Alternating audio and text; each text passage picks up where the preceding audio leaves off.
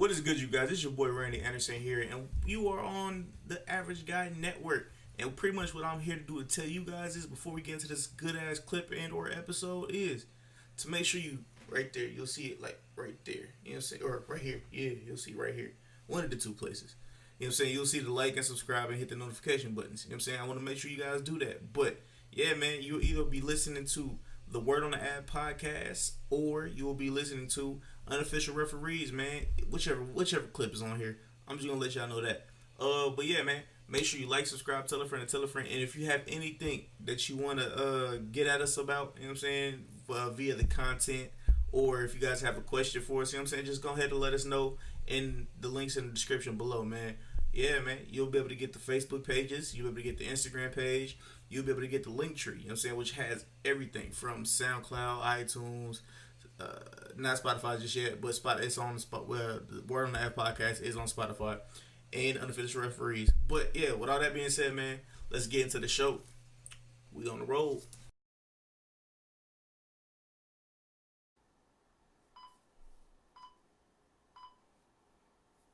What is good, you guys? It's your boy Randy Anderson with another episode of Unofficial Referees. I just want to start off by saying shout out to everybody that's been rocking with us over the last couple months. You know what I'm saying? We appreciate and love you guys, but something just happened. I don't know what it is, but for some reason, the first 5 minutes of the Unofficial Referees, which is the intro and then the starting off of two topics, was miraculously taken off. But no, the full episode is still good. You know what I'm saying? It's still great. It's a good ass episode. So yeah, man, let's get into the sports talks, baby. Unofficial Referees, man. Let's play that ad right about now.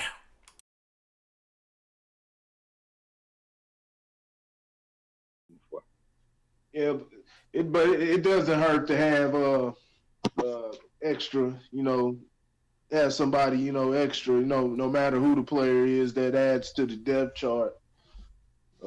So you get third round pick back in the player, you're gonna get rid of him anyway. You might as well send him somewhere and get a little bit extra back value, and then you got to send them to a team that actually looking for that pass rush. I think Seattle. I think both of them. Huh? Go. I'm sorry. You are correct. You are correct. Go ahead, though. Who was it? Who was it? Huh? Who was it? So essentially,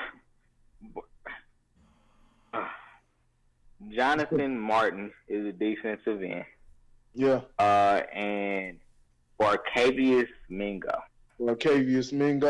Barcavius. So they basically got Seattle traded 2 defensive ends and a third round pick to get Jadeveon Clowney. Oh yeah. Yeah. Yeah, oh yeah. So yeah, Houston that's a good deal. Yeah, they able to get more value, and then it's a gamble. We'll see how it works out with this got to work out. He got to be healthy. They basically doing the same thing Philadelphia is doing with Carson Wentz. So it's just something that Tom will tell you, hasn't been healthy at all. Hasn't been healthy. Injury history. When you got that injury history, that's just usually what it is for you. So we'll see. Seattle seems like they. So you think Seattle got the best of this deal? It's something that remains to be seen. For up front, it seems like Houston did, but like I said, we'll have to see the back end, see how it ends up. Would you have asked for something different? Yeah, if you were Houston, would you have asked for something different? Like, would you have? I mean, here's the thing. Seattle doesn't have the greatest offensive line either. Nope. So I'm not sure. I'm not sure you wanted to ask for any of their offensive linemen because they don't have any marquees either. So, and I guess that's my confusion is unless you knew 100% that Clowney wasn't going to suit up for you this year, do you make the trade? Like that's basically what that leads me to believe is that you felt like Clowney sitting, you didn't have any pieces to replace him. Well, Basically, what that's saying. Well, this is the reason why. This is the reason why it makes sense. It's like we explained, he hasn't been healthy enough.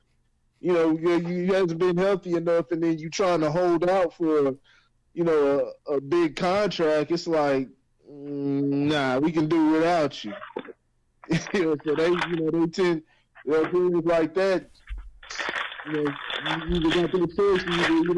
Go ahead and take a gamble on them or keep them moving. And Houston probably felt like because they've been let down. I mean, he's been injured since his rookie season. And, I mean, like I said, when he's healthy, he's great, but it doesn't mean nothing if he's not out there.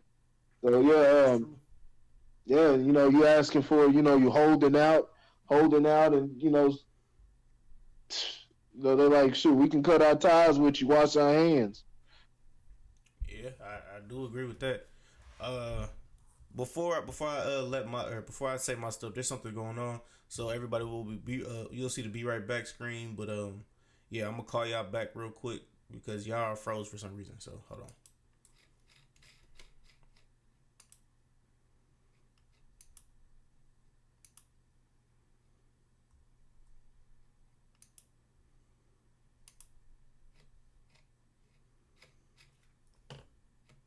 People apologize for the technical difficulties. It's Labor Day. Our computers was trying to take the goddamn day off, so we had to wait for the reboot. Give them the reboot. So go ahead and get back to it, Randy. I know you want.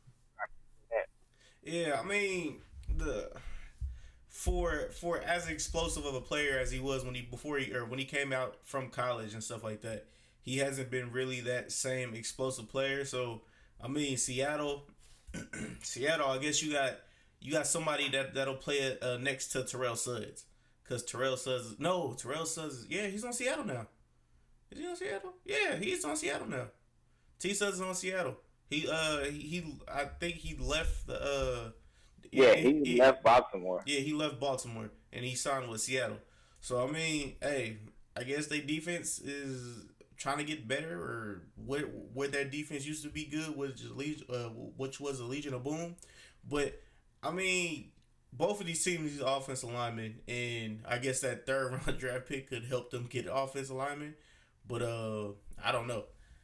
I'm not a big fan. He got some big ass teeth, man. I just want to say that for the record. He got some big ass teeth. You said who? Terrell Suggs. I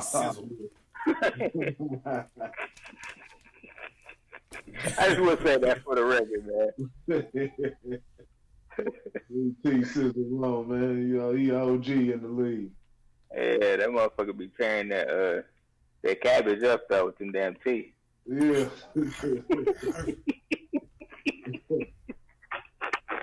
Let me stop, man. I'm just playing Terrell. Don't beat me up, man. I just playing little jokey joke, man. Little jokey joke for the people, man. All right, what we got next? Yeah, so here's an interesting thing. I don't know if y'all knew this. Did you know that Russell Wilson was the only quarterback on the Seattle Seahawks right now? This year or last year?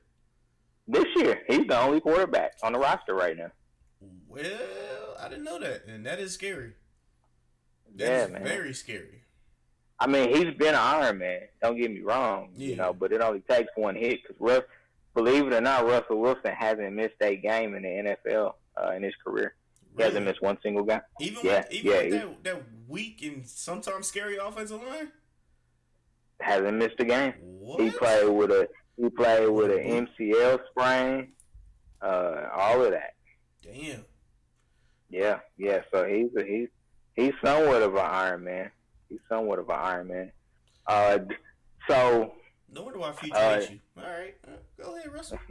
Beautiful. Did you see that New England may re-sign Demaryius Thomas? They cut him, and the word is that they're actually getting ready to. They're working on a deal to re-sign him. Really? That's interesting because one of their, I don't know if he's a rookie or a second year, third year receivers had tore ACL or something like that, or not a torn ACL, but they placed him on the IR. So they started talking about he could return before the end of the season, but yeah, that's something. That's something interesting because I thought they just cut him and got was like, all right, we're done with him. We had him for 4 games of the season, and yeah, all right, but that's interesting. Him and Josh Gordon, because Josh Gordon's back is back. You know what I'm saying? So stay out the weed, man. So now that Mr. Luck is out of Indianapolis, he's back on the farm with mom and the pigs now. The Colts have decided to throw out $42 million. $42 million to quarterbacks. Yep. So Jacoby Brissett signed a 2-year, $30 million deal. And then they signed Brian Hoyer to back him up. He got a 3-year, $12 million deal is what Hoyer got. So they got $42 million together to try to replace the lucky man. You know, the lucky man. The lucky man. It's a bad time to be a Colts fan. Man, you ain't never lied, man. Ooh, man. Although I'm not going to disrespect Jacoby Brissett yet. Now he's no Andrew Luck. Come on, Lord. Come on, Lord. Hey man. Hey, I gotta support the brothers, man. I understand all that. You know, you want them to go out and have a good game, man. But come on, man. Jacoby, I tried to do it. I tried to do it, Brisket. I tried, man. He ain't let me. Do it, Brisket. It ain't gonna work for you, Brisket. I tried, man. Week one at Los Angeles against Phillip Rivers. It's not gonna be pretty. Not gonna be pretty. Well, no, I tried. I tried my hardest, Brisket. So Kiko Alonso got traded. We're gonna talk about that in a minute. We're gonna leave that one. Let's get into this next one, man, because this one I'm fired up about. So Miami is actually going through a dumpster fire right now. You know, they've released 4 notable players. You know, Jay-Z's arch rival Kenny Stills. Kiko Alonso has been signed by New Orleans. He was their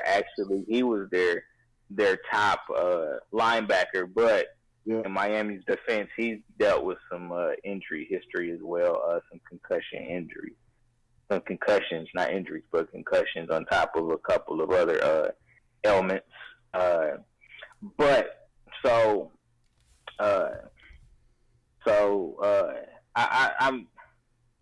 trying to figure through this, man. I'm kind of irritated about this because we know that Miami hired a minority, and I'm using that term loosely, coach this year. And so with this dumpster fire that I'm seeing them, you know, release, trade, cut weapons that they had last year.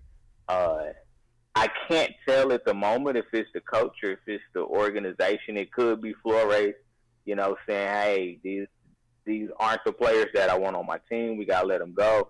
I don't know if it's the organization saying, you know, it's truly time to reboot. You know, they got Fitzmagic out there starting, you know, the season off at least. So really the only 2 weapons offensively that they have left is Kenyon Drake and Devontae Parker, which Devontae Parker was actually on the trade block last year, and I wouldn't be surprised if he's on it again this year. And so, you know, Steve Wilkes got hired by Arizona last year. He got 1 year with a terrible team. They knew when he took the job this was a rebuilding project. They fired him after 1 year. And I'm gonna be watching this very, very close because if Flores loses his job after a year, based off of everybody that they've cut, I'm gonna be a little bit irritated because my question is the NFL hiring minority coaches just to fill their minority number, but not giving them a true opportunity to actually coach a team through a rebuilding process? Because Arizona was a rebuilding process, Miami is a rebuilding process, so I'm really, really interested in how this all plays out. Of course, we know what the Rooney Rule is about and what that was initiated for. And I'm not going to say that's why Mike Tomlin got his. I won't go as far as saying that, but he did move up the ranks really, really quick. As you're starting to see coaches now, you had the Chiefs, Eric Bieniemy. He actually got interviewed for a few jobs. You've had a couple of other minority coaches that have gotten interviews that probably wouldn't have maybe 5 years ago. But I still think that we're seeing a trend of lame duck hires as minority coaches. And I'm really on the fence. Niggas getting chicken grease on the playbook.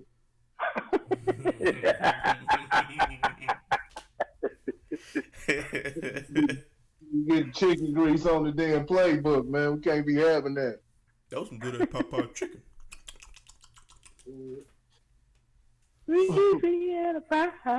So what do you guys? What do you guys think about? Do you guys think that minority coaches are getting the shorter end of the stick, or do you feel like maybe the Steve Wilkes was more of a one-off? No, it's always been like that. You saw what happened with that was Lovie Smith. Lovie Smith didn't get too much time in Tampa.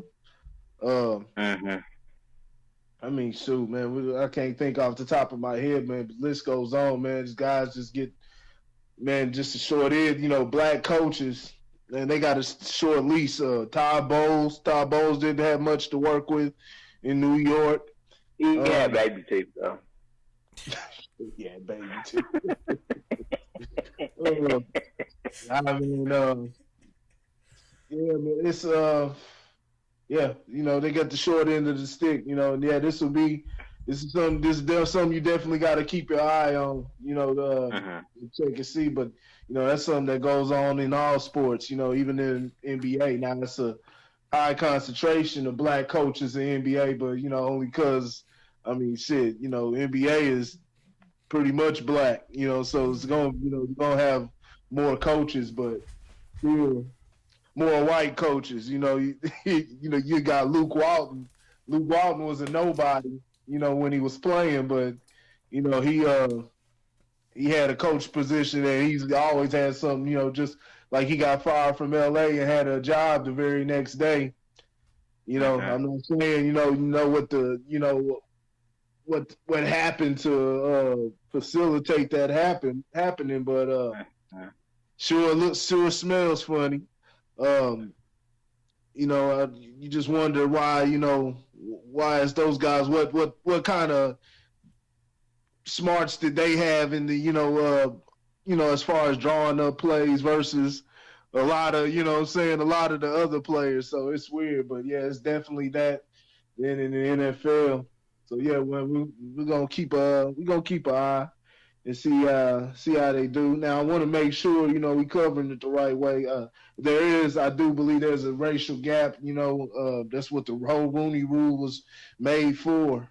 I really don't. I personally don't like those type of rules because I wanted to. I don't want the government, or whatever governing power, having to influence person's mind. Like we should be able to evolve toward that without having to institute laws because it dilutes it dilutes what's going on and it doesn't build any progress. It's basically forcing, and so it's hard to tell what is what. Which we're guessing now. It's hard to tell if that type of behavior is really going on. But it sure looks like that. So I guess you got to be, you got to be like Marvin Lewis. You can't tell if he a brother or A-Rap. I knew that was coming. You got to be like Marvin Lewis. You know what I'm saying? To have multiple chances. You would know he was a brother, man. He got to tell you that. You got to see some parents or something. Nah, that's the only one. I think they use Marvin to say, hey, look at this guy. Look at all these chances we gave to him. Despite him screwing up every year. Right. And I think that's about as good as it gets.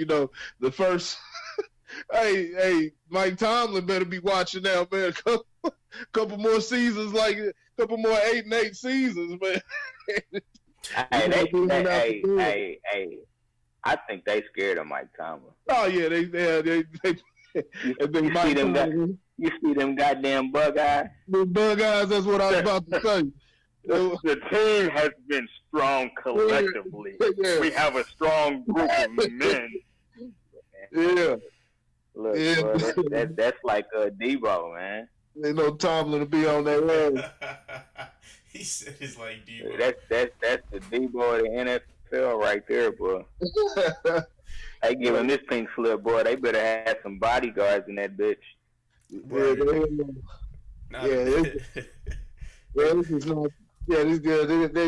We'll see what happens because he doesn't have nothing to really he doesn't have anything to work with down there.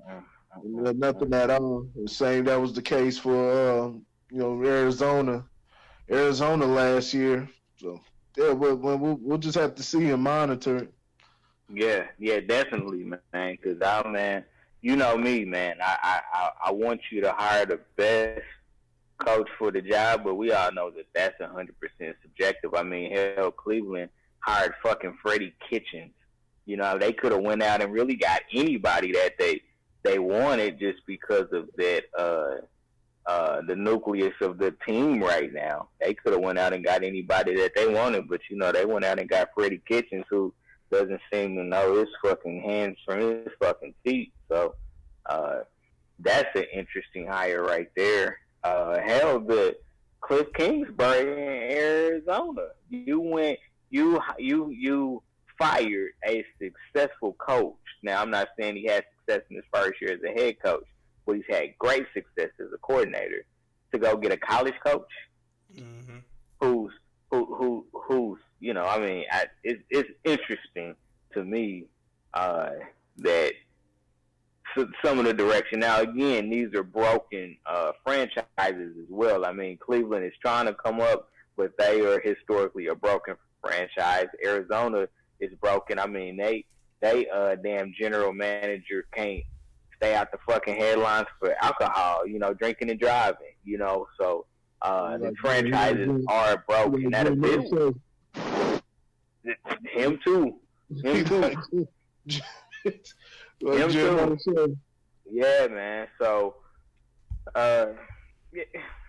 it's just something that I hold near and dear to me. Like you said, the NBA is different because it's been dominated by black athletes for so long that it was probably a little bit easier to bring in, black coaches. But it just seems so. Like the Rooney Rule feels like a cover up. And even then, it's still tough because like the Lakers' job should have been Jason Kidd's, but they got Frank Vogel. Well, I mean, PR, man. Come on, man. that's PR. You know, Jason Kidd like to do his shit too. So you know that was a PR move. We can't bring him all the way in yet. We gotta slowly work him in.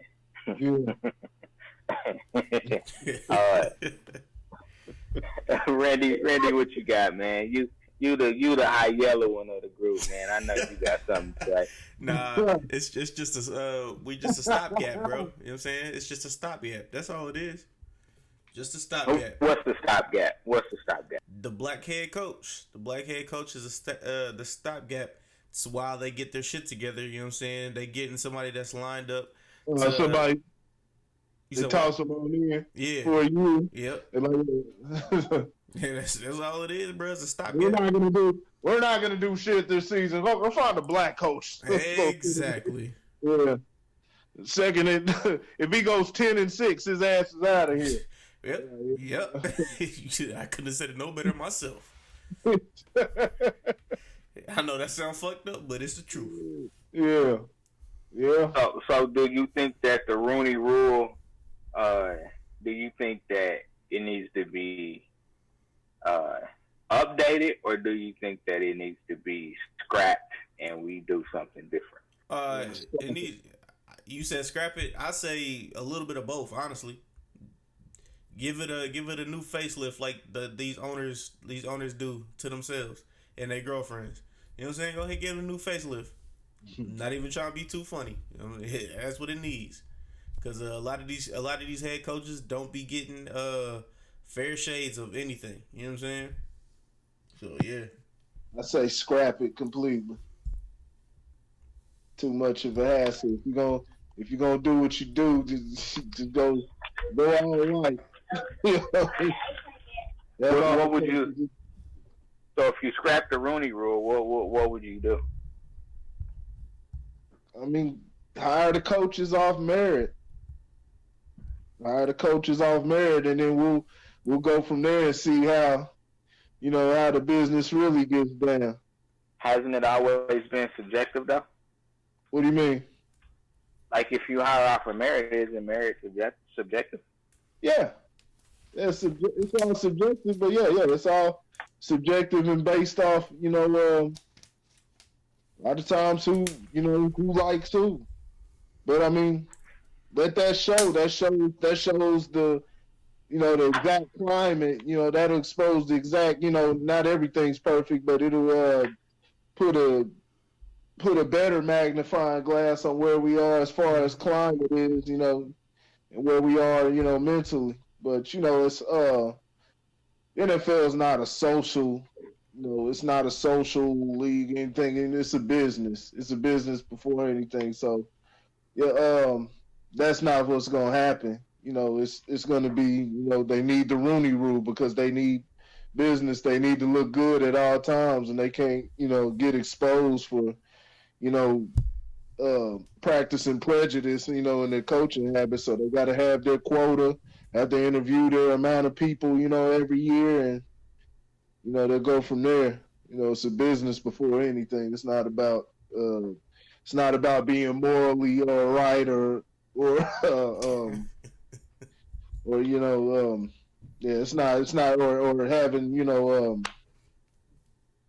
having values. It's not about that. Yeah. Okay.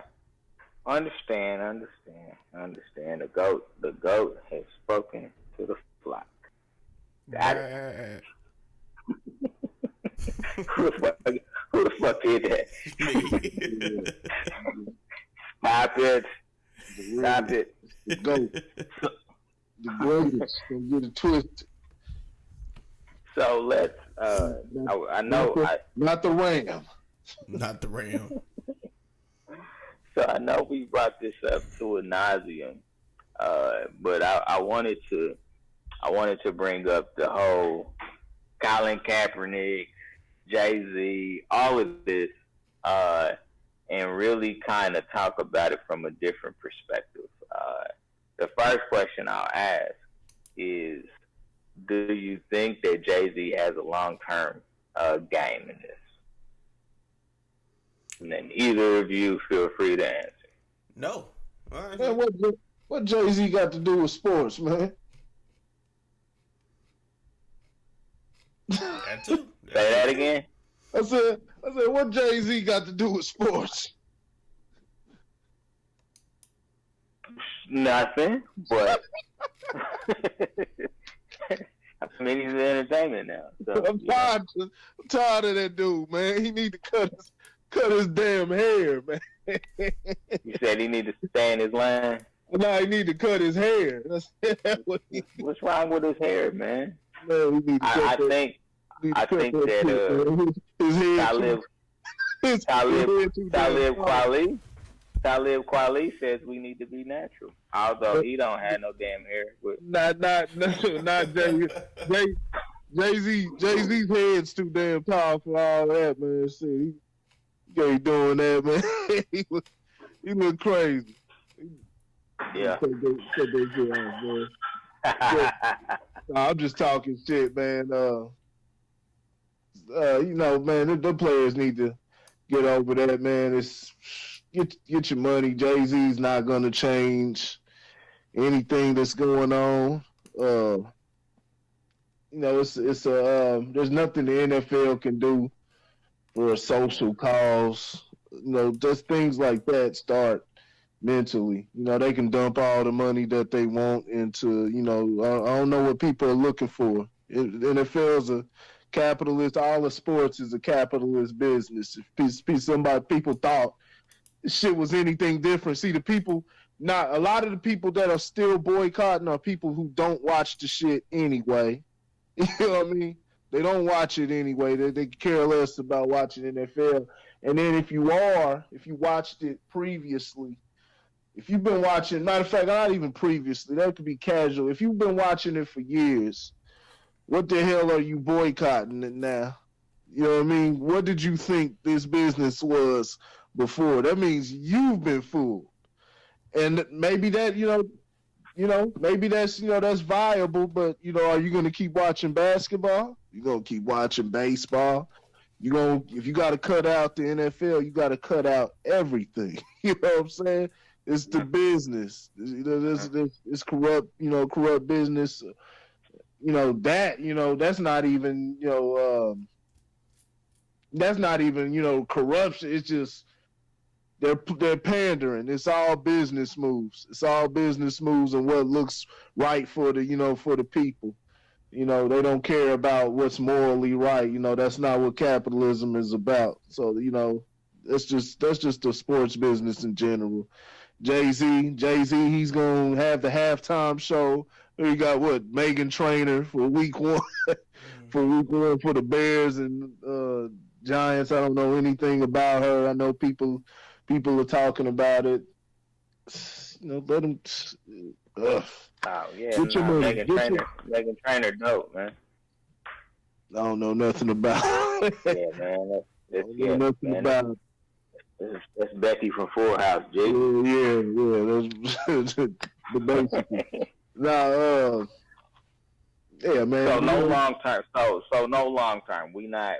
He's not playing chess in any capacity. Is what you're saying? He's not playing chess. Yeah. I mean, what's the chess move? What can we see happening in the future? I mean, is it gonna be the Negro leagues? We gonna get a Negro football league. Well, I mean, is he saying is he saying Page? Yeah, I mean, or is he saying let me try to work my way in? The Satchel Page, D Satchel Page. You gonna put a D in front of me. The Satchel Page. Yeah, the Negro League. You know what I mean? It's the NFL. It's always Jay-Z gonna get in there and get his money, and he gonna do what he does with it. He's gonna put people on, be able to make some moves, do what it does. It's a big business move, but as far as the social justice, I mean, you just heard him, and this is for not to get into, we getting in the word of the half territory, but we just heard, he had some comments recently, that were basically, it's basically went completely against, what I think basically against his brand, what he's trying to push, speaking social justicely. Now, is there validity to it? And it was about the, single mothers, or single parents, the reason, reacting to cops. That's for a whole nother thing. I won't even get into it right now. But, he's a rapper, he's a rapper, he's a businessman. He's setting up a halftime show. It has nothing to do with social justice. He's setting up a halftime show. I hope Colin Kaepernick, gets another job, but he probably won't. He sued. He sued the NFL. He probably won't. And then on top of that, like I said, he's a loss that you can cut. They can cut those losses because he was his skills had diminished. The league had figured him out. He wasn't. They can do without him. He wasn't a star quarterback. So that's just what it is. Hope they all get their money. Eric Reed get their money. Kenny Stills do what he does up in Houston. They got traded. Do what you do. And get your money. Get your money. So you do what you do. Use the system. To its advantage. You know what I mean? Yeah, that's factual. Yep. Just gotta move with the times. Just don't compromise who you are. They all as far as everybody's got their opinion on what they think it is, and everybody should have their free speech, so but still, let's come to an understanding, at least, get everybody get your money, They worried about Jay-Z, Kenny Stills and all them. Hey, get your money. He in there, y'all in there doing what y'all need to do. It's no big social. You're not out there on the football field, catching 50-yard passes or, smacking, people at 60 miles an hour for social justice. You in there for that. You in there for that check. Go in there and get that money. You know what I'm saying? And then, bring it back. Do what you do. You already know the risk. And it's a tough game.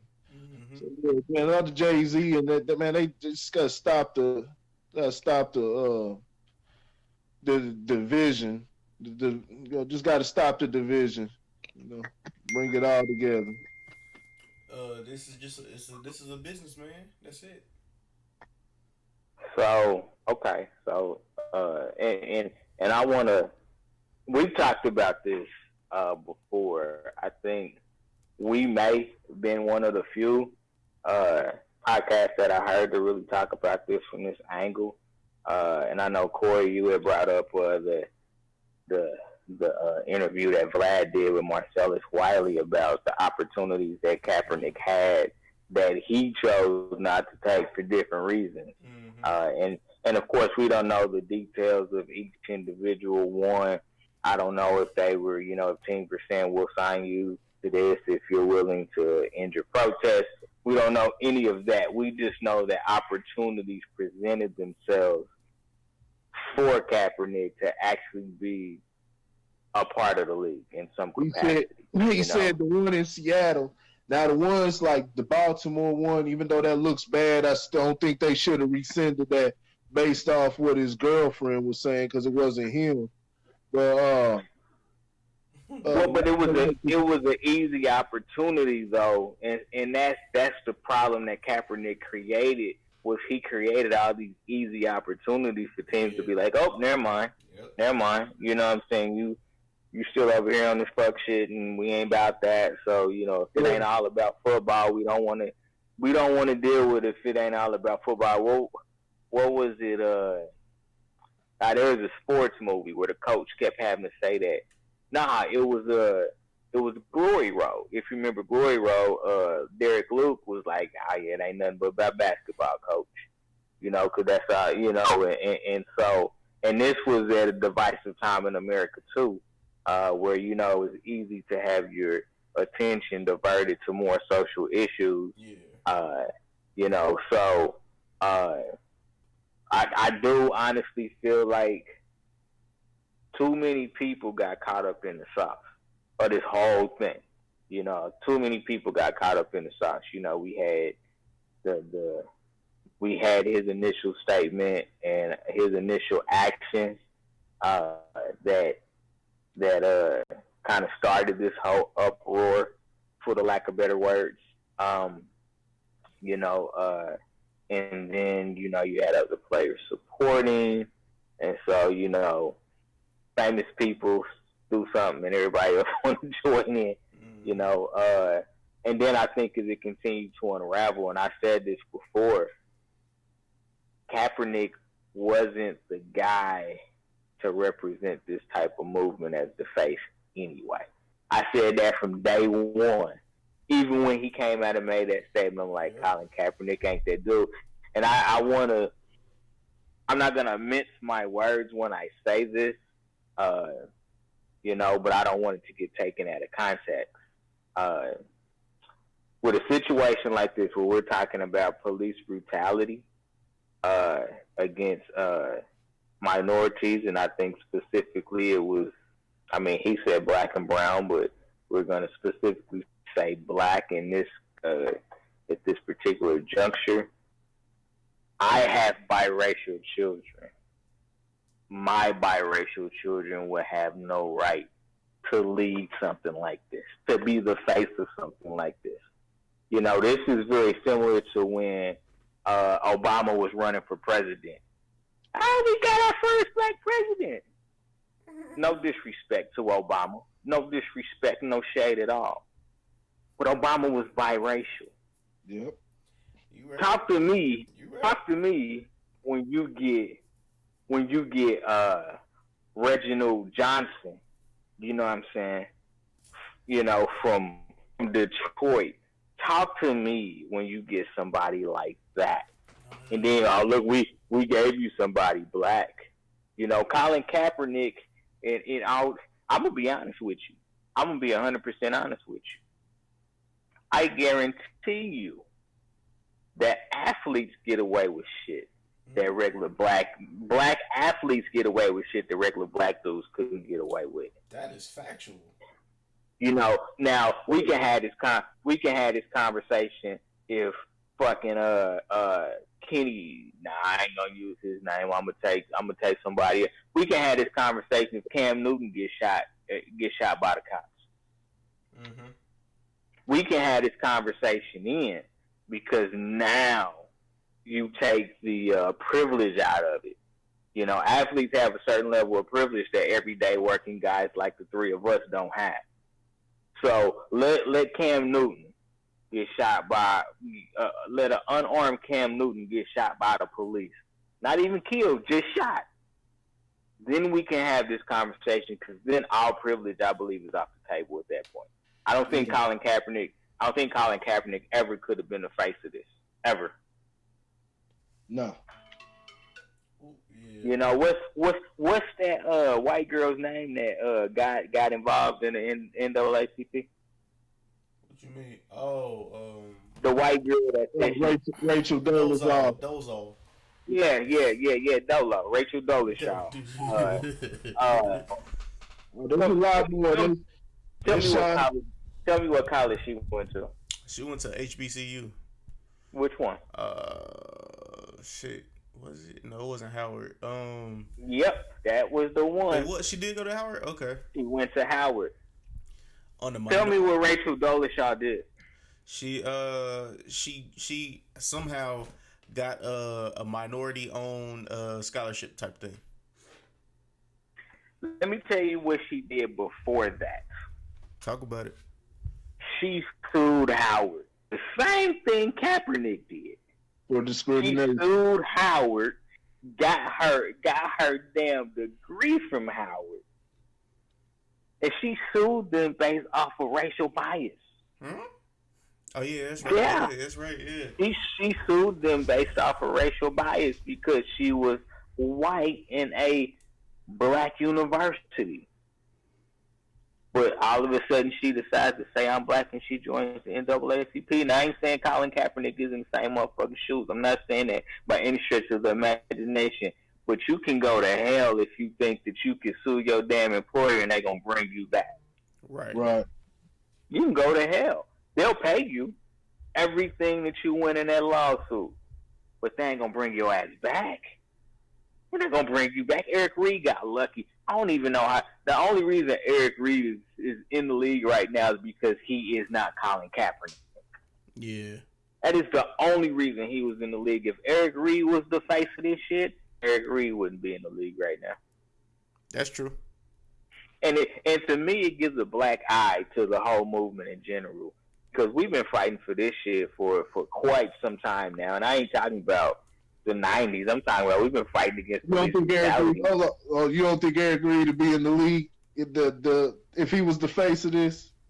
Nope. Absolutely not. I do not.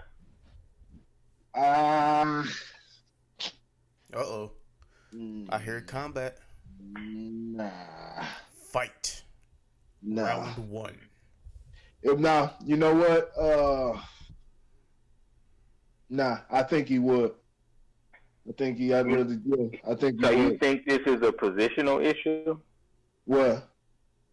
Oh, he plays quarterback, and then Reed plays something else.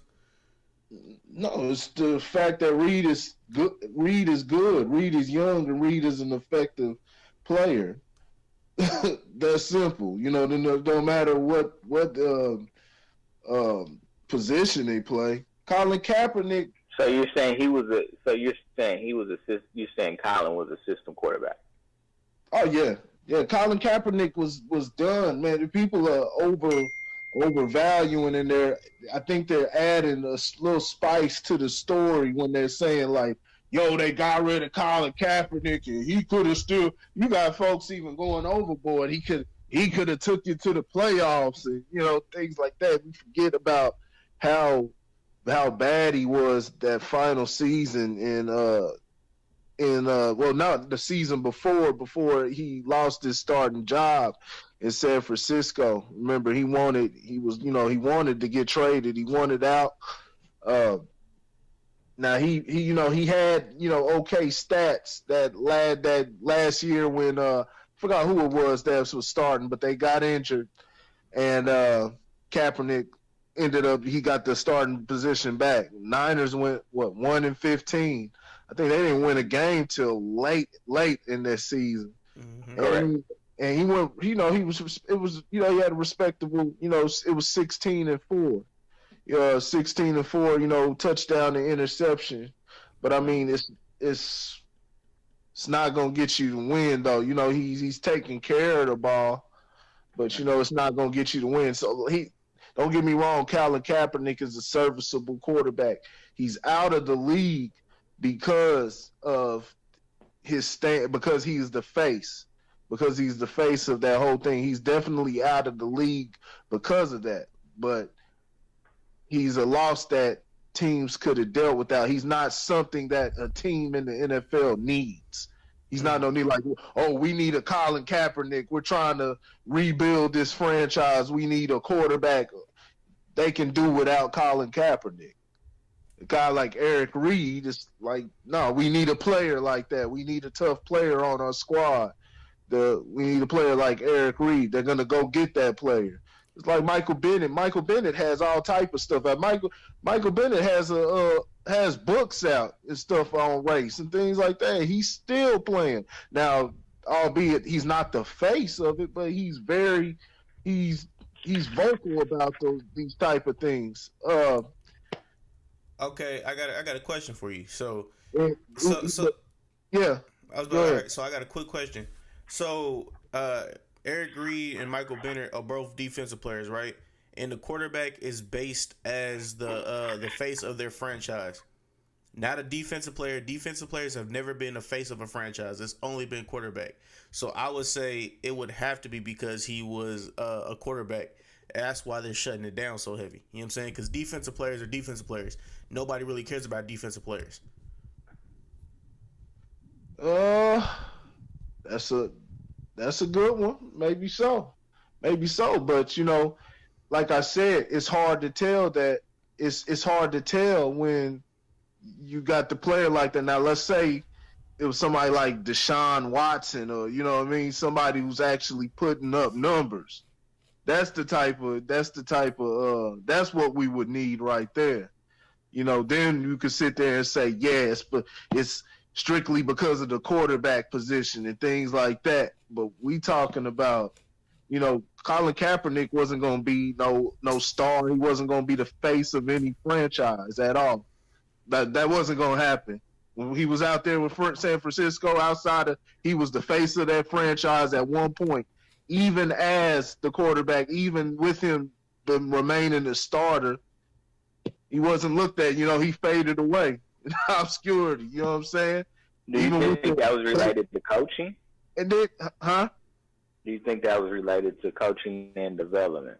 He was falling off even with Harbaugh. Well, maybe development. But they said, but he struggled. But they had to have him in a specific system just for him to flourish. He was having. Name me five. Name me five quarterbacks in the NFL right now that don't need the right system to be successful. Five quarterbacks that don't need the right system to be successful. That don't need a system to be successful. And if you say Tom Brady, I'm gonna punch you in your that can play in multiple systems. Yep. We're talking about multiple systems, meaning you can shift them here and there. Because Colin Kaepernick struggled with even the most basic NFL reads. Like they had to really simplify. They had him at one point to where he was only targeting one receiver. That was his only focus. Just focus on one receiver. They had him at elementary. I'm talking about elementary basic level of reads. Colin Kaepernick was that bad. People aren't understanding this. You know, he was able to stretch plays because he had his legs. So that's what helped him out. But as a pure quarterback, Colin Kaepernick was awful. He did all right that final season. It was all right. Like I said, he took care of the ball, didn't, make turnovers, things like that. But he wasn't, that people act like he was balling. They went 1-15, and they put him back in. There was other guys on the damn bench. They put him back in even after all of this was going on. You know what I'm saying? This didn't start. He opted out of that final season, and then it didn't. It blew up because there was more story about it. And they talking about nobody's signing cap and things like that. Nobody was signing that, so it blew up. Then Donald Trump said his stuff, and just all of that, it just blew. It went completely, it blew up. But nobody was picking him up before that. Nobody was picking up before that, and he didn't get kicked off the team. And they were still they had him out there the rest of the season. They let him do his thing. It's like it's not enough of a sample size. I don't disagree with you there. I believe that most of the quarterbacks that you have in the league right now are successful because coaches and organizations have figured out the right system that works for them. Yeah. I mean, of course, that's anybody though. That's defensive quarterback, that defensive, offensive, anybody's going to have a system. But it's if you can go from system, can you put Drew, we're talking about just off pure skill.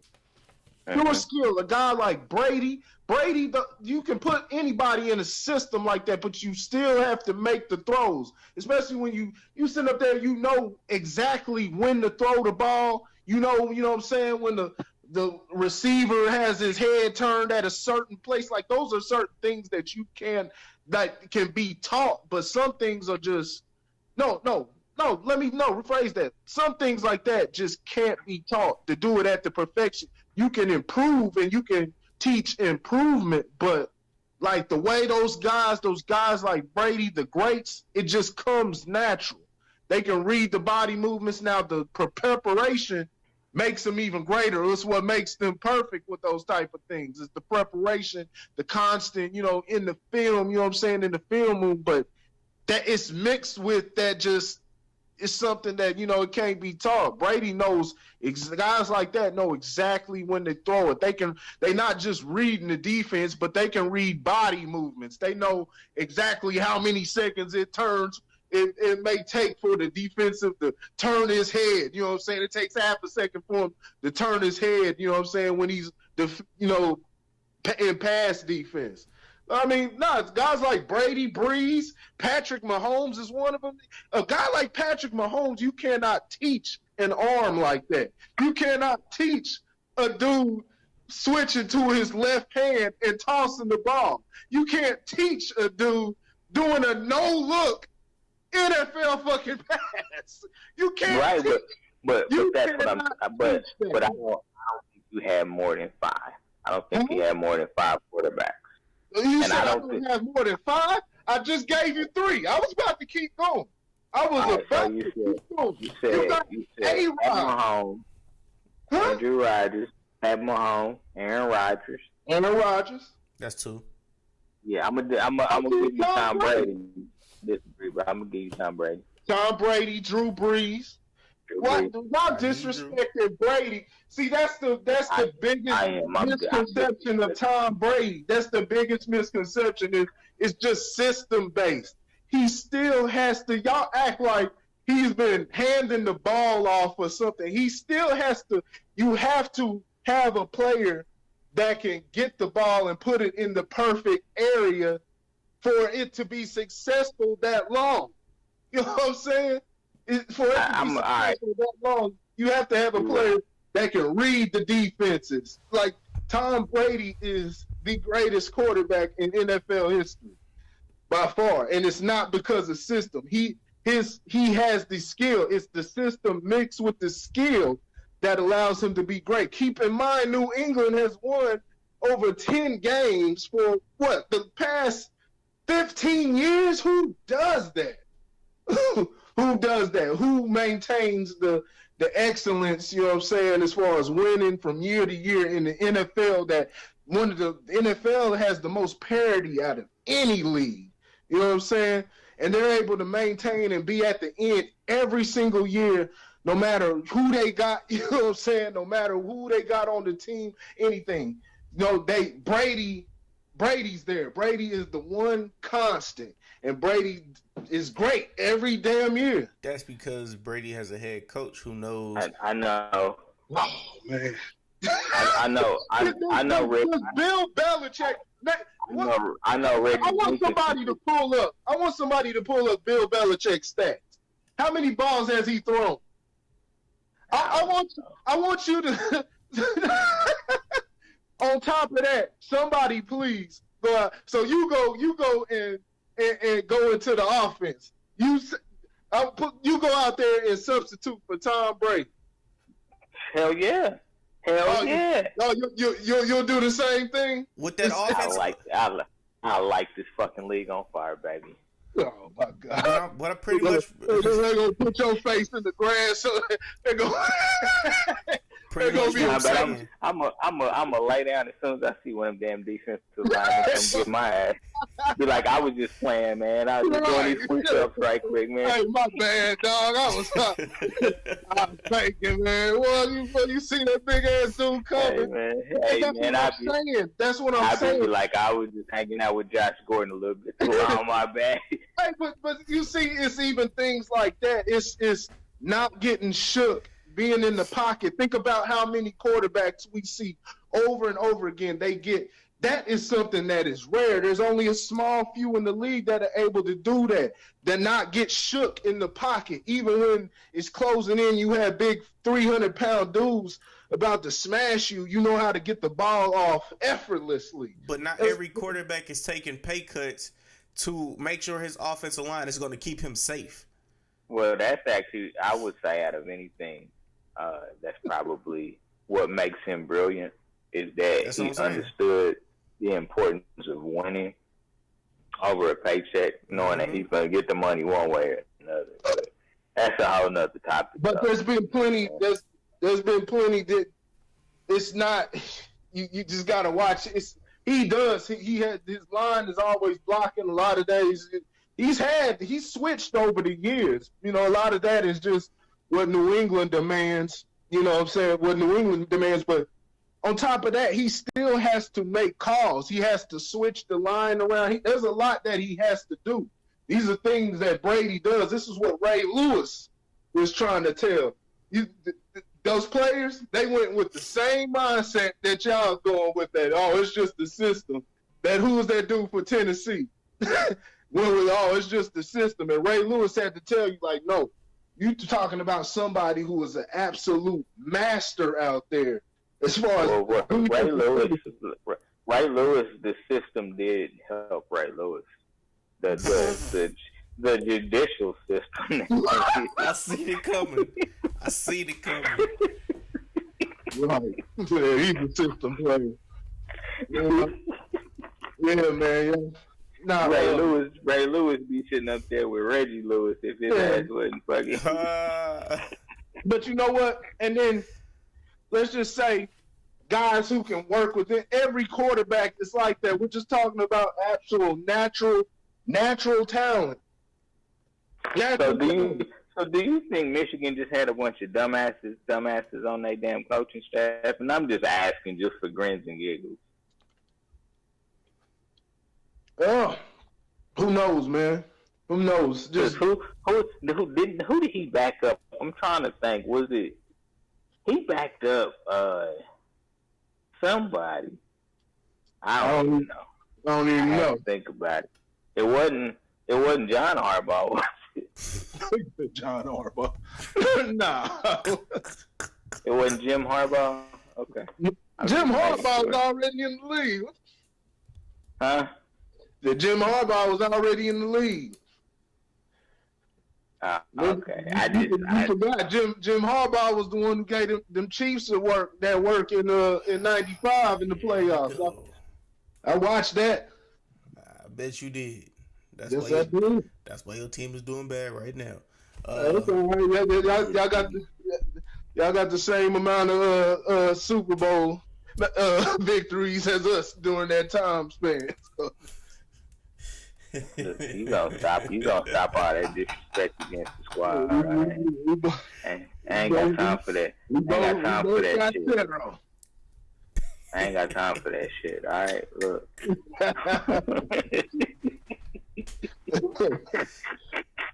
and at least we been to the Super. At least we actually went to the Super Bowl. But y'all couldn't pull it through. That's all that matters. That's because they cheated. That's because they had our coach on the other side. They knew our damn plays, man. You know who he backed up? Who? Who's that? Drew Henson. Oh man, yeah. She said like that, but you see, like even in college, that's what we were talking about. You know, a while ago, it was like a lot of favoritism and things like that come into play, especially in college. You know, the favorite, guys who had money or what I'm saying, they had money, went to the good schools, were the top prospects because they got that exposure. So it's hard to tell. You miss a lot of those guys. And Brady was a scrawny guy, but his heart. Shoot, you can't teach. There's just some things that you just can't teach. Here we go with this Rudy Tomjanovich bullshit. Never underestimate the heart of a champion. Man, no, it's hard, man. The fight of a dog. Shit, it's hard. It's hard. It's ingenuity out there. Shit, it's just shit that you can't. You gotta have heart. You gotta have heart to be in the middle of now. The league did, Taylor, some of the rules, like the pass interference, tuck rule, yeah, they screwed us on that. Pass interference and all that. They on my side, you got screwed, but here you go talking about Tom Brady's greatest. Yep. But who doing it still because he still plays in the same league that everybody else. I'm looking at a whole bunch of other guys. They getting protected just like tight end is 6'8", 280 and boxing out everybody. All you gotta do is throw it up. Hold on. So, basketball. So you saying are you saying other quarterbacks get protected like Tom Brady? No, they don't. No, they don't. Cam Newton is a perfect example. Cam Newton be getting lit the fuck up. Mahomes about to. Yeah, Patrick Mahomes too. Mahomes about to. He about to. You said he about to. Let's hope. You know what I'm saying? But no, that's what it is. That's what it is. Those guys like this with the quarterback. You gave me one quarterback. I told you there was other guys. You got Rodgers. Damn Breeze. Like I said, the top guys, the people who bring the money, bring the cash through. Now they do my boy Rivers wrong. Rivers be having his damn, his damn shoulder pads be sitting on top of his helmet. You know what I'm saying? They do him wrong, but a lot of those other guys, man, they protect the top guys. It was just facilitated. It started with Tom Brady. But man, I don't even want to get we way off the.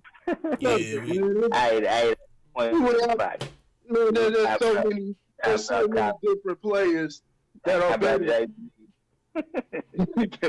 How we go from Jay-Z end up on Tom Brady? No, there's so many different players that are better, you know what I'm saying, just skill-wise than Colin Kaepernick, and that's the honest truth. I mean, a lot of people that want to keep the narrative going, that's like the honest, it's shit. A whole bunch of players in there. Joe Flacco's better than Colin Kaepernick. He really is. That's disrespectful. No, it's not disrespectful. It's the truth. Now, I do believe, I will say this in all seriousness, I do believe that Colin Kaepernick sabotaged his plans of getting another opportunity. Because here's the thing, and I don't know, again, I don't know the ins and outs, details. Maybe it'll come out in the book. Somebody writes one day. But I do not believe he wanted it bad enough. Ooh. I don't think Colin Kaepernick wanted it bad enough. I think, to me, there seemed to be a turning point where he thought that the protest was going to get him his job back. And so I don't think he wanted it bad enough, honestly. Because, I mean, if you think about it, the deal that Denver had on the table was for $17 million. Take that shit and go. Mm-hmm. You know what I'm saying? The deal that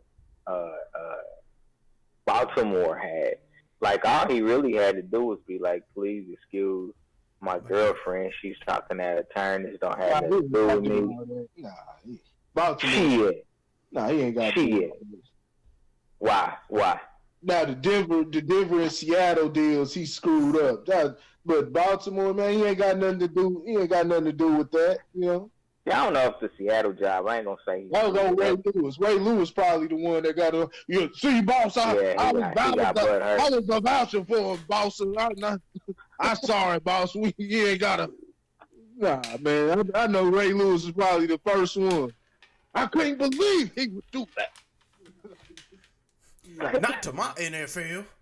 Yeah. I think he definitely sabotaged his own plans. Jay-Z is a tough read. I would err to the side of this was just an opportunity for him to build his brand. Is the side that I would lean to, and the only reason I say that, I said this before. I think we speak the truth about who we are. Sometimes we don't even realize we say it, but it comes out anyway. And Jay-Z has always made mention of being about his money, like always. Like there's not an opportunity that he doesn't put into his music how he about them dollars. Now one thing I think that we can learn from this as minority, again I use that loosely, is utilize capitalism for what you can get out of it. Like milk the game for what you can get out of it, because if anything, you learn that from Jay-Z. If anything, you learn that from Jay-Z. Like Jay-Z is milking this game for everything that it has to offer, and I mean the game of life.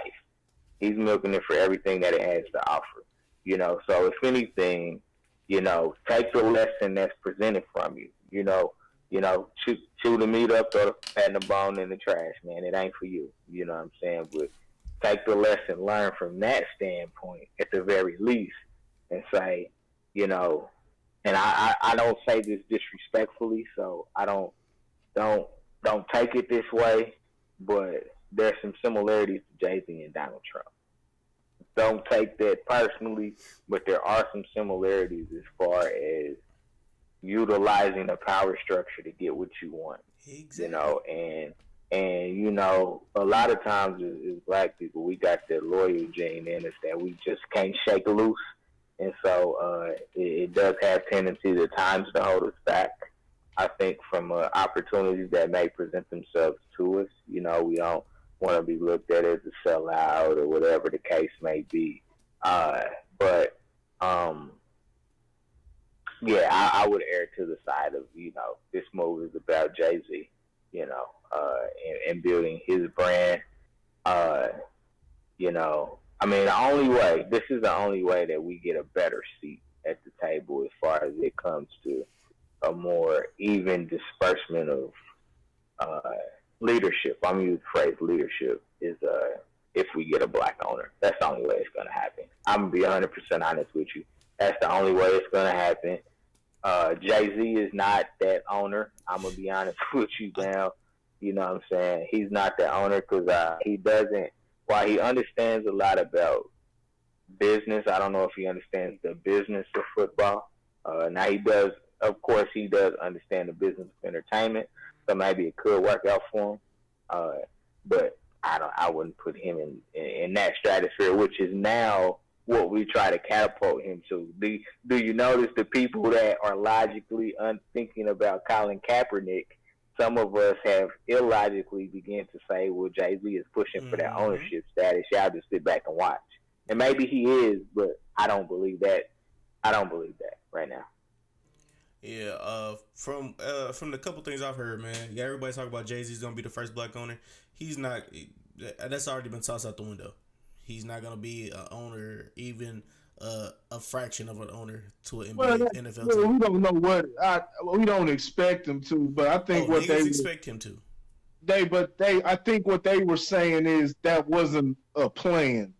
Like everybody was putting that news out there, like, no, he's going in there. He's going in there to he's gonna do the music, then he gonna get they're mapping out his life, what they think he's gonna do.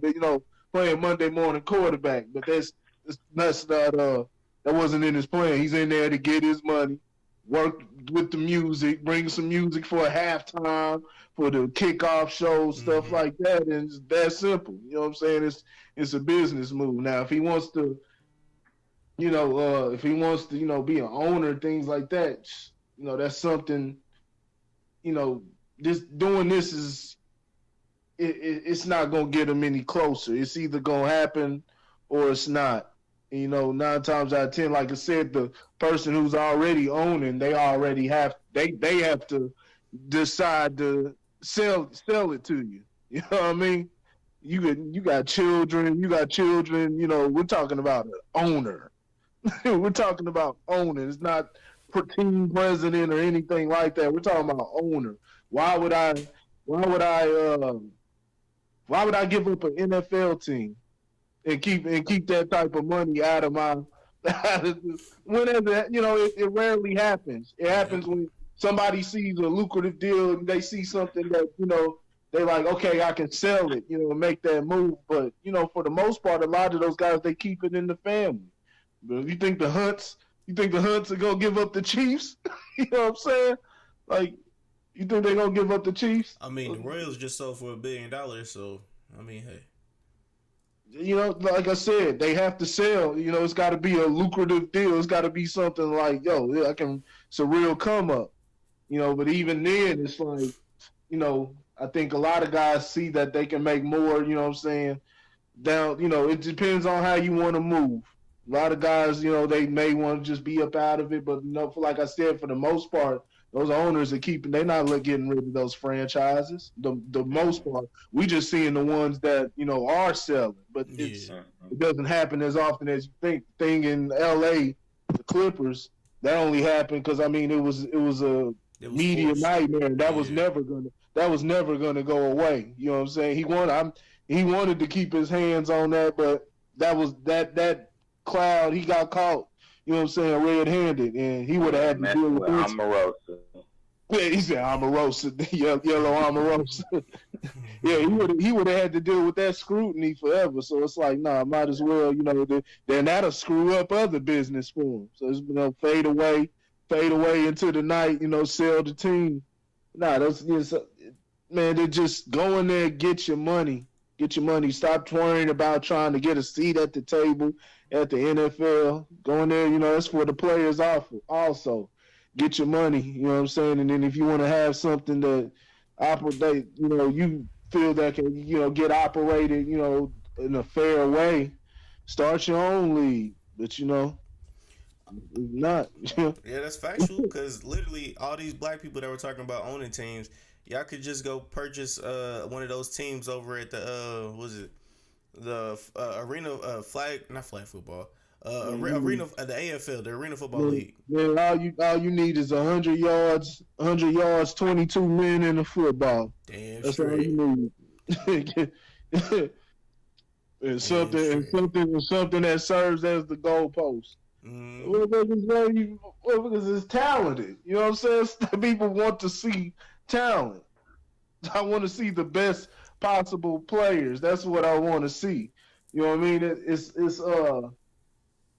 You don't want to see inferior talent. That's why other people don't watch, other things. Now a lot of people get caught up into the the glitz and glamour and like it's number one. But now if you have something that's actual, people are balling, like that's what the ABA was in the 70s. The NBA had to buy that out. They had to take out the competition because them cats in the ABA were balling. NBA was big time. They like, nah, we can't have this. We can't have them going toe to toe with us. So they had to, go ahead and buy that out. You had guys that were in there that were better than the NBA players. Yeah, there's a lot of people that's better than a lot of NBA players. You know what I'm saying? So, if you got that, it's like, why, come on. Yeah. Shout out to the two black men that were part of that original TV deal. Still getting paid off of it. Because there were two black men that were owners in the ABA, and when they sold to the NBA, they got in on the TV deal, and they're still getting paid off for that TV deal to this day. They have a lifetime. They have a lifetime contract. Anytime that the NBA makes a new TV deal, they get a portion. That is beautiful. That's type of moves that we need to be making. Shit. Wish my damn grandpa would have did that shit. Motherfucker. Be the deacon in the church. Who's the deacon that ever got me, Grandpa? you know where I think Ice Cube. Now the big three. Don't get me wrong. The big three is creative. But I'm wondering, does the NBA, do they have some type of, because you ever noticed in like other football leagues, they slightly change the rules. I'm wondering if there's something to where those bigger leagues can sue you if you have like your rules and the structure of the game going the exact same way. Because I'm trying to figure out what's stopping these guys. Why, I want to see something that's like on the level of big three, but I want to see 5-on-5 basketball. You know what I mean? Like slam ball used to be. No, not even slam ball. No, but slam ball is something different. Slam ball, they're jumping off trampolines. I'm talking about, I want to see NBA style, NBA, you know what I'm saying, rule. They can change, they can adjust the rules to however you want, but I want them to see, 3-point line. Don't be add no 4-point line, no nothing like that. 3-point line, the paint, you know what I'm saying, traditional basketball, and had the old school cats. You know what I mean? What? Just not gonna happen. what you saying? Old school cat. So you still I'm want? saying not just old school cats, but the way that they're doing it. Like, you know what I'm saying? It's a whole nother league. The big three is a whole nother league. I'm saying Correct. I'm saying get a whole nother league. Get, you know what I'm saying? Get something like that with 5-on-5 ball that can Funding, continue man. with the NBA. People will watch that. People will Funding, watch man. it. Yeah, They just want funding is It's a big funding, thing. man. Yeah, and also, It all comes down to money, man. and And who wants to put their neck out for an unproven commodity when you got a proven commodity that's out here doing everything it needs to do? That's what it comes down to. Yep. TV deals, like all of that shit, man. Like, what's my damn return on investment gonna be if I invest millions of dollars into your brand? I mean, look at the different ones, and I'm just not talking about the NBA, but in general, look at all of the ones that have tried and failed. You know what I mean? Hell, you got the fucking XFL doing round 2. You know what I'm saying? Like, I mean, it just comes down to money, man. And the money's in the proven brand. Now the NFL wasn't proven back in the day, but again, when you had the AFL, who had the better players,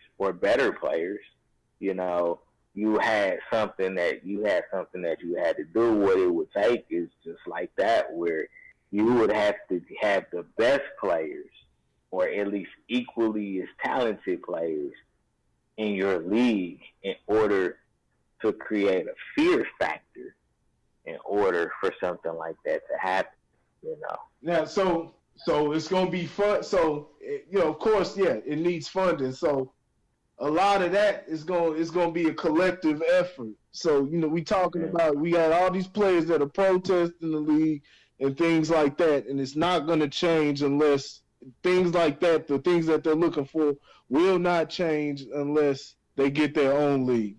Do you think that there will be a collective agreement, they get the funding? Even black people, the ones that are out here boycotting, you think they're gonna be sitting up there and they're gonna start donating to this league? It's not the NBA. It is like, that's why I tell the players, that's why I'm saying to the players, get in there and get what you can. You know what I mean? If you can get the funding, things like that, cool. If you can figure out a way to get it broadcasted, everybody see it, or get revenue, even if it's not broadcast, you just advertising online, however you want to do it, work it like that, figure it out, and get it going. There's all type of ways to do it. It's like I said, we got online now. Everybody's online, and get it going like that. Just like I said, put GoFundMe so you can get some crowdfunding along with the people that you get together. But if nobody's willing to do that, like I said, you're doing it because you want a alternative. You want to break. It's what do you want? Is it about the money or is it about basketball? You know what I'm saying? If it's about the money, go in there and get the damn money. You know what I'm saying? Get those millions. It's gonna be bullshit, but deal with it. You know what I'm saying? Get the hell out. It's a game. It's a game. Play the game. That's life, is a fucking game. Play the game and work it to you, but you gotta work it to your advantage, or you're gonna be looking like Steve Harvey, and you still gonna be in a bind. You know what I'm saying? Still old in the bind.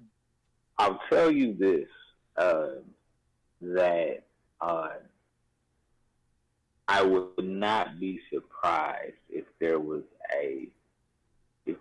already an undercurrent that is pushing in that direction, and we just haven't heard anything yet. Because I mean, what do we say? Real G's moving silent. So maybe it's just not put out there yet. I will tell you that the NFL is a lot more nervous about the longevity of the league than they will lead on. I will tell you that much. I do honestly believe that they're more nervous that they're putting on about the longevity And for the only way to change it is to give players more power. But do we really want players to have more power that aren't business? I mean, you're gonna end up with more Antonio Browns. Hey, but they already had it going. They said LeVar Ball had a league going, and there was a few people watching it. You know what I'm saying? He had a league, but it's the way, a lot of that. I saw flaws. There was flaws in what he had going.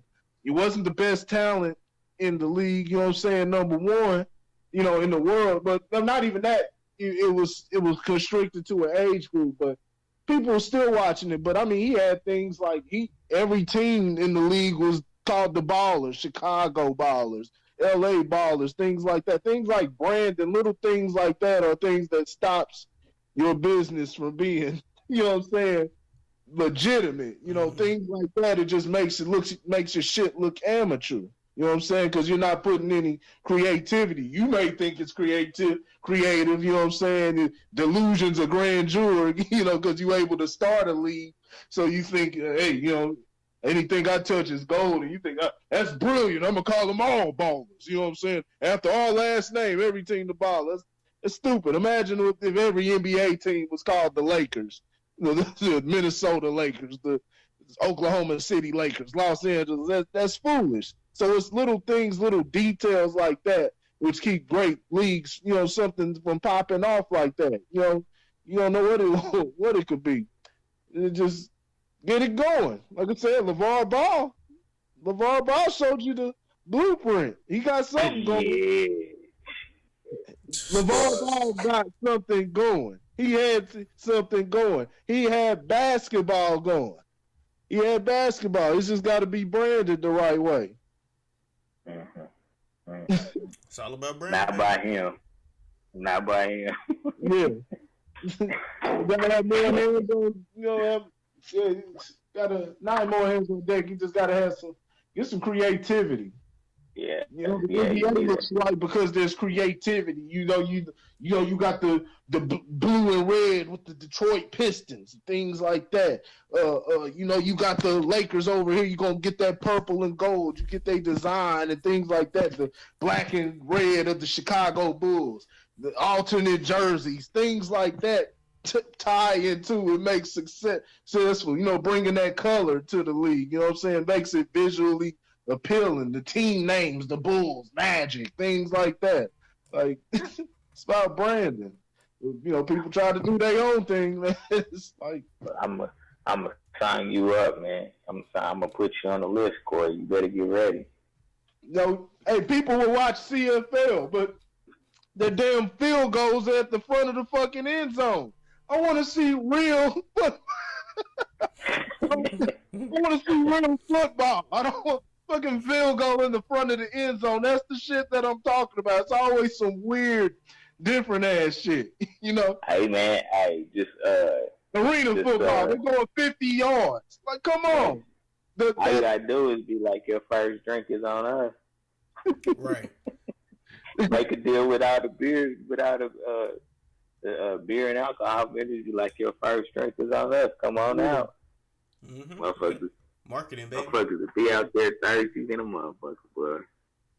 Don't give a damn about the game. Right. I'll be honest with you. Go to damn football games. See how many people actually give a damn about the game. They all drunk. Shit, a baseball game. They all drunk, man. They give a damn about the game at a football. We had, dude, I'm telling you right now, man, we had fucking season tickets for like 5 years, man. Them motherfuckers would be so drunk. Half of them don't remember. You talking about the Chiefs? I'm talking about all of them motherfuckers.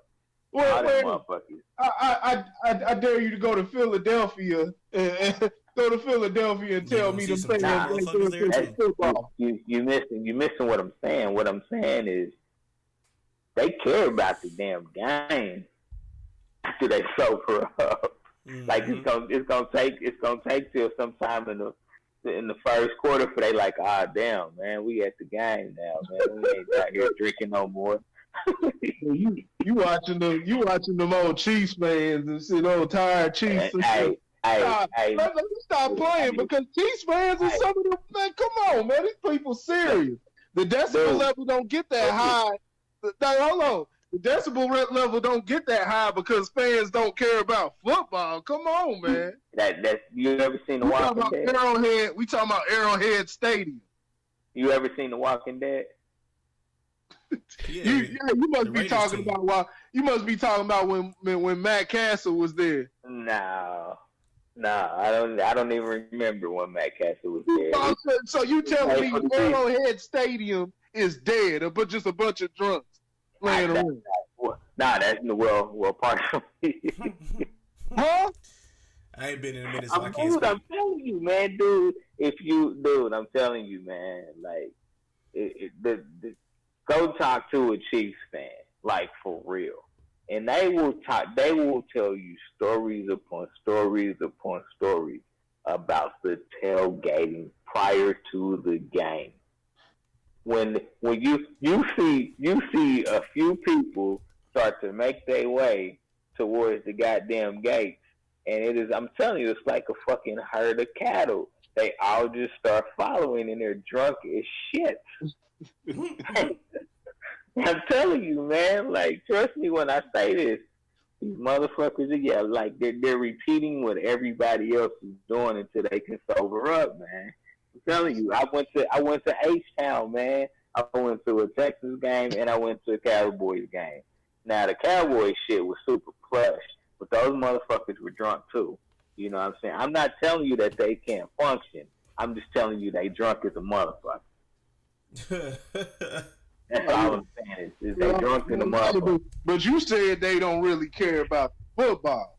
That's what I said. Now maybe maybe if you say Dallas Cowboys, maybe if you say the Cowboys, I can believe that. Like, yeah, they're just there. They're drunk. Nobody really cares about football. Those are Cowboys. Cowboys fans don't know shit about Jerry Jones. That's Jerry Jones. Cowboys fans don't know shit about football. But you talking about Chiefs fans really don't either. But Chiefs got a passion. You know what I'm saying? It gets loud. It gets loud in there. You know what I'm saying? Black hole. But hey, what about it? What about it? Some of the most ignorant, rude, disrespectful fighting ass fans. Well, I'm telling you, y'all fans fight each other for no reason. Hole, man. It's the passion. It's the passion. It's all the pain. You see what it is. Right. You see what we've been subjected to. It's the Raiders, man. You see what we've been subjected to. We the best looking team in the league, man. We gotta have the stats. You know what I'm saying? We ain't getting the production to go with our looks, though. You know what I mean? It's painful, man. We'll go to Philadelphia and tell me the fans up there don't care nothing about football. It must be hard to be so delusional. See if you can get off the field without. See if you can get off the field without some glass bottles going upside your head. Hey, me and Rudy be out that bitch.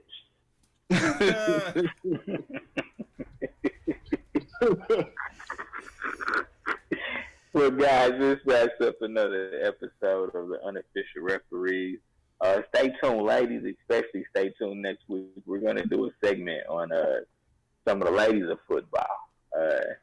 And I won't give you any more detail than that. We're just going to talk about some of the ladies of football. Jalen Ramsey.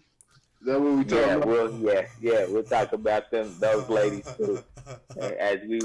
As we will have almost wrapped up the first week, but we're going to talk about the ladies of football. So, ladies, if you're a sports fan, Michael King. You better stop it right now. You get us kicked off. I'm trying to figure out where these ladies of football. You talking about lingerie football? LFL. Hey, that's not the information I'm giving. We're gonna talk about the ladies of football. So, ladies, if you love sports and you wanna represent your ladies, this will be the episode to tune in. So, until next week, where we're gonna be talking about a lot of motherfucking football, because football is back, baby. It's back. Baby. It's back. Y'all have a great week. If you can't be good at being bad. And we'll see you next time. Yeah, peace.